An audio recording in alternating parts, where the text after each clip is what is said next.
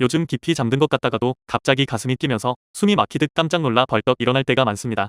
낮에는 별 문제가 없는데 새벽 시간대만 되면 이런 증상이 자주 나타납니다. 잠이 드는 게 두렵고 매일 밤이 긴장 상태입니다. 왜 이런 증상이 나타나는 걸까요? 또 이런 증상이 왜 새벽에 자주 나타나는지도 궁금합니다. 한밤중에 심장이 쿵쿵 뛰고 숨이 좀 가쁘면서 갑자기 이렇게 깨어난다. 이런 경험이 어쩌다도 아니고 자꾸 반복적으로 생기신다면 굉장히 무서울 수 있죠. 어떤 분들은 내 심장에 문제가 생긴 건 아닐까 해서 응급실을 찾기도 하고요.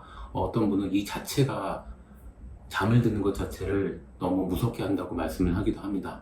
이러한 경우에는 다양한 경우의 가능성이 있는데요. 가장 가능성이 높은 경우에는 수면 중 잠을 깨우는 각성을 유발하는 질환이 있으면서 동시에 우울, 불안, 공황 등 심리 문제가 같이 있는 경우에 해당하는 분들입니다. 하지만 이제 낮에는 괜찮은데 왜 이런 새벽녘에만 이런 일이 발생하는지 궁금해 하실 수 있어요. 수면 중 각성은 의료적으로는 수면이 좀 낮은 단계로 변환되는 것을 의미합니다.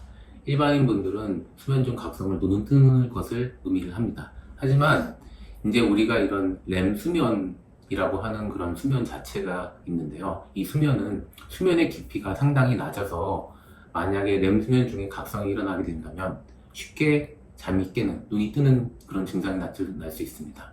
렘 수면은 자율신경계가 상당히 불안한 수면 단계입니다. 심장 박동도 서맥, 천천히 뛰거나 빨리 뛰는 빈맥이 반복적으로 나타날 수 있고요. 이런 렘 수면이 수면을 시작하고 나서 대략 90분에서 120분 간격으로 반복적으로 나타나고 특히 새벽으로 갈수록 렘 수면의 길이가 점점 더 길어지게 됩니다.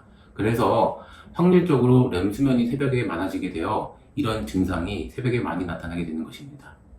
심리적으로 불안정한 분들 같은 경우는요, 이런 상황이 반복된다면 본인의 참을 수 있는 역치를 넘기게 되고 그 상황 자체를 본인이 조절할 수 없는 현상이 나타나게 됩니다.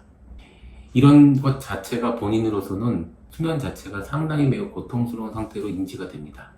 심리적 문제가 있으신 분들도 수면을 잘 취해야 본인의 심리적인 안정을 취할 수 있는데 반대적인 상황이 발생한 것이죠. 이럴 경우에는 잠을 깨우는 근본적인 문제를 해결해 줘야 되고요. 동시에 수면 시간을 어느 정도 보장해 줄 수 있는 두 가지 상황을 모두 해결해야 합니다.